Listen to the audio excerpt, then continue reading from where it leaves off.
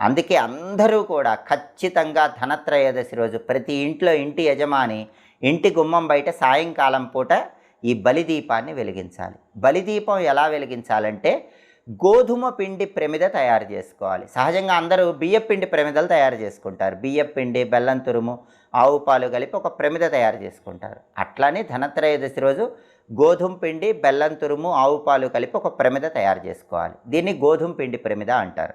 ఈ గోధుమ పిండి ప్రమిదను ఇంటి గుమ్మం బయట పెట్టాలి. దానిలో నువ్వుల నూనె పోసి ఒత్తులు వేసి దీపాన్ని వెలిగించాలి. ఆ దీపం దగ్గర ఒక చిన్న ఆకు ఏదైనా ఉంచి ఆ ఆకులో బియ్యం పోసి ఒక బెల్లం ముక్క నైవేద్యం పెట్టాలి. ఆ బలిదీపం దగ్గర ఒక తమలపాకు ఉంచి ఆ తమలపాకులో కాస్త బియ్యము, ఒక బెల్లం ముక్క ఉంచి ఆ బలిదీపానికి నైవేద్యం పెట్టాలి. అలాగే ఆ బలిదీపం దగ్గర ఒక రాగి నాణెము, ఒక